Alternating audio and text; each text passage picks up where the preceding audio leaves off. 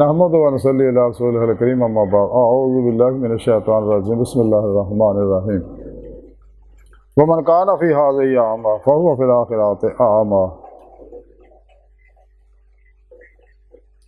صدق اللہ مولانا العظیم و صدق رسولہ النبی الکریم۔ لا الہ الا اللہ محمد رسول اللہ قرۃ عین بک یا رسول اللہ صلی اللہ علیہ وآلہ وسلم۔ لبیک قد وحد لبیک لبیک یا غوث اعظم لبیک لبیک یا رسول اللہ لبیک لبیک اللہم لبیک۔ افضل تو لے کے اب تک اللہ سونے بھی بے حد حمد و ثنا اللہ کے پیارے حبیب تے بے شمار درود و سلام تو بعد قابل صادق معزز سامعین اج دے درس تصوف اس گل دا ذکر کریں گے کہ جڑے اس دنیا چ انے نے اللہ دے دیدار تو وہ آخرت وچ بھی انے ہون گے۔ قرآن کریم دی سورہ اسراء دی 72ویں آیت پاک جڑی میں تلاوت کرنا تو سنن دا شرف حاصل ہے، سنے رب نے اس آیت پاک فرمایا اور جڑا کوئی اس دنیا وچ انا آ وہ آخرت وچ بھی انا ہوئے گا۔ یعنی اس آیت پاک سنے رب نے فرمایا دنیا چ میرے دیدار تو انے نے نا وہ آخرت وچ بھی انے ہون گے۔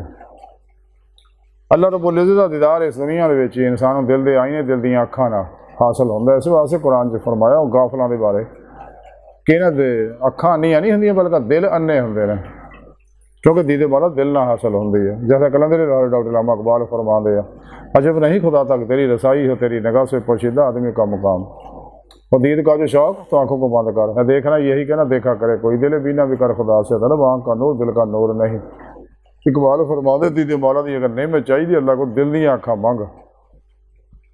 تو قرآن پاک سنے رب نے دسیا سارا پروگرام کہ انسانوں تو میں اپنے عرفان اپنے دیدار واسطے پیدا کیتا، اور وہ طریقہ بھی دس سکتا وابتغوا له الوسیلہ وجاہدوا فی سبیلہ لعلکم تفلحون والذین آمنوا اشد حبا للہ قل ان کنتم تحبون اللہ فاتبعونی یحببکم اللہ وما خلقت الجن والانس الا لیعبدون۔ الا لیعبدون کا معنی الیہ یعرفون، حضرت عبداللہ ابن عباس فرماؤندے ہیں۔ تو سنے رب نے فرمایا کہ اگر انسان میرا دیدار چاہتا طریقہ تو کرو رب دست سنے رب نے کہ پیر و پیشوا دی مدد نہ اللہ کے پیارے حبیب صلی اللہ علیہ وسلم کی روحانی مدد نہ اللہ پاک کے فضل و توفیق نال ہی تسی میری حضوری چ پہنچ کے میرا دیدار حاصل کر سکتے ہو اسے دنیا پھر ہی آخر تمہیں کھلیاں آنکھاں نال دیدار ہوئے گا۔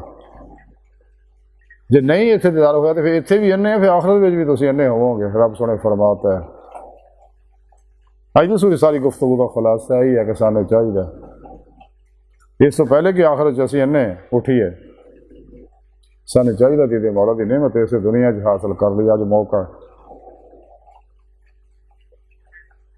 تو سچے اللہ والی بارگاہ چ حاضر ہو کے اپنے پیر پیشوا دی بارگاہ چ حاضر ہو کے یہ نعمت عظمت والے کبرا حاصل کریے۔